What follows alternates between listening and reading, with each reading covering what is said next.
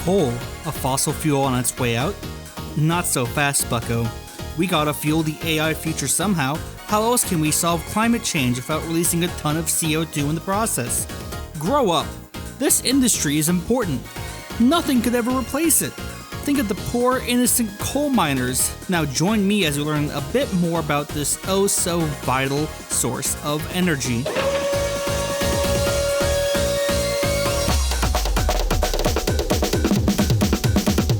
What is coal? Well, it's what most other fossil fuels are. Dead plants. Only plants too, unlike oil. Those old plants get buried all the way back in the Carboniferous period. Remember that part of Walking with Monsters?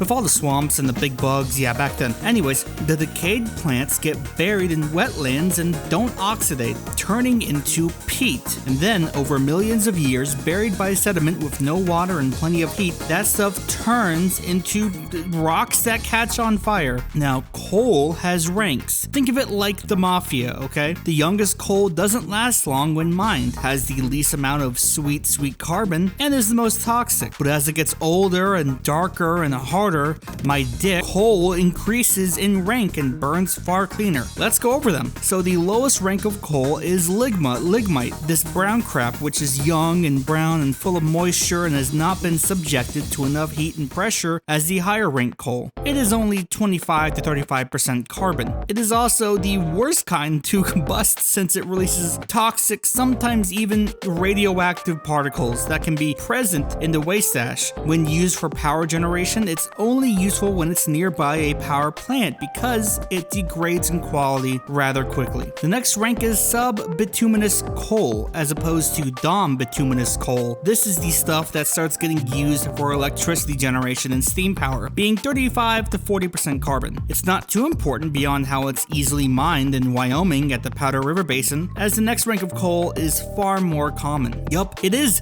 dom-bituminous coal, or just bituminous coal. This is the good stuff, the most abundant. Cost of living is too high. It's too expensive to get childcare. It's almost like another month. Yeah, the most common kind of coal. It contains bitumen, a gross tar-like substance that you probably are more familiar with as asphalt. This stuff is straight from the Carboniferous period, with all those swamps and ferns and giant spiders like in the hit docuseries Walking with Monsters. Did I mention Walking with Monsters as a kid? That shit fucking was awesome. I'm like, why aren't you watching that instead of me? Regardless, this is the kind of coal you think of when you think coal. Shiny, black, causes explosions when you mine it because it does release methane gas, and this is a technical term here, it's defined as gassy.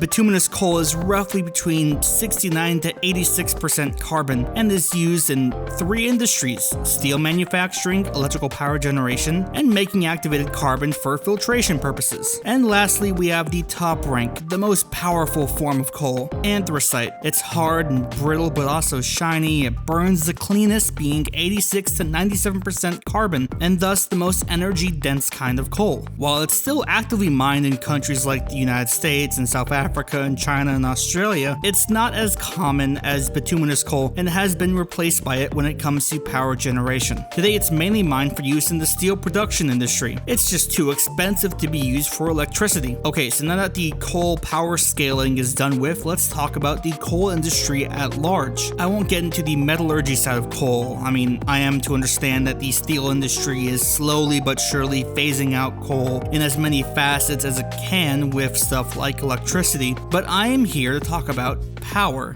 Let's get to it. 92% of coal production in the United States is used for power generation, but coal itself only makes up 19.5% of all electricity generation in the country. Ever since its peak back in 2007, coal consumption has been steadily declining, with the 2007 peak being 1,045.14 million short tons to its post-COVID consumption of 469.94 million short tons. A short ton is equal to 2,000 pounds, or roughly the weight of your mother. Basically, we are at the same coal usage as we are back in 1977. Yay, progress! Except no progress. the main killer of coal power has not been renewable energy and sure as hell hasn't been nuclear, it's been methane gas. So how does a coal-fired power station even work? First, coal is pulverized into a fine powder, increasing the surface area and letting it burn much faster. It's then blown into a chamber where it combusts and generates large quantities of heat, heating up the water in tubes lining the boiler and creating high-pressure steam that turns the blades of a giant turbine. That same steam gets condensed back into water that gets pumped back into the boiler, and of course you lose water over that cycle, so you also have to add more water. And you have to also cool that water using probably water from a lake somewhere. The turbine spins a magnet, current-carrying conductor in a magnetic field, yada yada yada. The point is that coal-fired power plants are just another way to boil water by literally shoving coal into a big fire. Other notable features of a coal-powered power station include the iconic smokestack or flue gas stack that releases combustion byproduct gases into the air and releasing all sorts of crap like carbon dioxide, nitrogen oxide, sulfur oxides, and particulate matter, which can give you lung cancer. All bad for other reasons too. And then you also have the hey, wait a minute, you look familiar. Yes, it's our old friend, the hyperboloid cooling tower. People associate these bad puppies with nuclear power plants, but as it turns out, coal-fired power plants, methane gas plants, biomass plants, and all other sorts of industrial plants use these too. And no, that's not smog or gigacancer coming out of the top, it's just water vapor. These are used to cool down the cooling water systems inherent to any plant that uses a steam turbine, which is a lot of them. So, the coal power industry is slowly dying. It's being replaced by methane gas, also by renewables, and maybe one day, God please, nuclear power. It's the second largest source of greenhouse gases after transportation, so it seems like any work towards getting rid of it is basically already started. Good night, coal. See you later. Thank God there isn't a political force trying to not only sustain the coal industry where it's at right now, but also maybe even grow it back and lie to the public about what it does.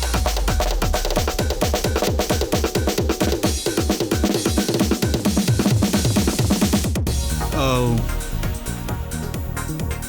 Yeah, that. So, why do Republicans and other types of right-wingers love coal so much? Why do they want this industry to stay on as much life support as possible until eventually does just stop living Dianne Feinstein style? Well, there's two reasons. One, the coal industry is huge, and it makes a lot of people a lot of money, and said people then spend that money. Last year, around $4 million were spent lobbying the federal government to keep that industry alive, but said lobbying has gone down since 2008, which was when stuff like renewable energy and, more importantly, methane gas started to make headwinds. So that's probably why all that money was spent back then as opposed to the smaller amount spent today. Two, it's a culture war issue. To many older voters, coal is old-fashioned, reliable, always there for you. So when an evil coastal elite says to get rid of it, that's viewed as an attack not on their energy production, but on their cultural sensibilities and feelings. To the older Republicans, coal miners are a sacred, hard-working group of people who can never have their industry threatened, especially in current coal mining states and their adjacent states. Now, do these people, especially the older kinds, know that coal mining is currently a rather safe, heavily mechanized industry that doesn't involve sending children into a pit with pickaxes and candles? No, they're all demented. So what are conservatives doing right now to save the coal industry? Let's go over some actions. First, you have to talk about clean coal. Clean coal is a PR term, just like natural gas. It's specifically designed for the use of politicians and pundits. First, back in the 1980s, clean coal meant the addition of scrubbers and catalytic converters like the kind I saw off your 2003 Honda Civic to remove pollutants that caused acid rain. Then in the 90s, clean coal meant efforts to stop releasing tons of mercury into the atmosphere. But nowadays, clean coal means any type of regulation or technology or updated guideline that technically means coal-fired power plants are releasing less CO2 into the atmosphere. Here is a great analogy. You know how newer video games have these leveling systems that give you, like, I don't know, spend one skill point to increase critical damage by 3%, but only when the enemy is affected by the fire debuff on Thursday. And the tree has like 900 of those incremental things to spend your skill points on, and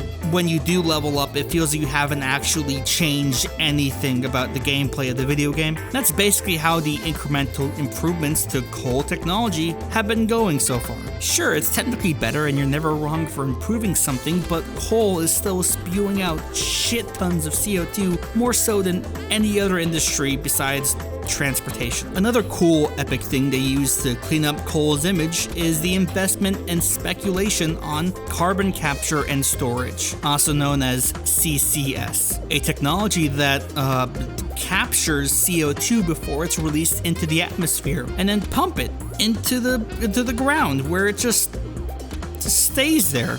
Yeah, you can't just get rid of CO2. There's no magical solution. Once it's generated, it's practically an inert gas. Storing it underground isn't solving the problem, it's more like shoving the problem under the rug. Ironically, an application of carbon capture is using that CO2 they've captured to aid the drilling of oil, and thus probably just making more CO2 somewhere else. Maybe, just maybe, we stop generating all this goddamn CO2 and spin magnets some other way. Another funny aspect about carbon capture is how expensive it is and how slowly it's been developing. One could argue it would be far more economical and responsible to just spend all that money on other energy methods that make way less CO2 inherently. But one could also go fuck himself because he doesn't control any of the levers of power in society. Yeah, so carbon capture is a public relations tool mainly put out there to delay the phase out of coal. So what has the evil freaking orange man done in service of coal?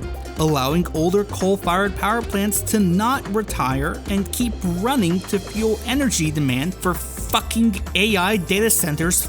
Lifted the barriers of coal mining on federal lands. Remember this, among other things, when you see an idiot claim that conservatives are actually the pro-nature side. He's offered coal-fired power plants a 2-year exemption from federal requirements to reduce emissions of toxic chemicals like mercury, arsenic, and benzene. Doge, God, I hate that name. Back when it was under the now shamefully banished Elon Musk, plans on terminating the leases for 36 offices for the Mine Safety and Health Administration, which directly threatens the safety and well-being of the ever so important coal miners that these guys use to get elected. Offer power plants a chance for exemptions from other rules imposed by the EPA after they had, installed Lee Zeldin, a lawyer and Trump dicksucker, as the unqualified head of the EPA. Seriously, he's a lawyer. Why is he in charge of that? Now, will all of these actions make the coal industry rebound? No. Methane gas is still cheaper and more easily acquired, renewables are a more durable market now than ever, and the public is turning back around when it comes to nuclear power acceptance. These actions are just a way to squeeze as much profit as possible for the coal industry that, no doubt, worked to help Trump get back in office. It's a dying industry. It should die. Coal miners should be trained for other industrial jobs. Let it die, please. Also, one last point. You may see all this whinging about coal in the United States and get a bit peeved off, you might put on your nicest fedora and say, well guy, I don't think it's fair to go after America's coal industry when countries like China and India are the largest coal consumers in the world. And my response to that is, that's bad too.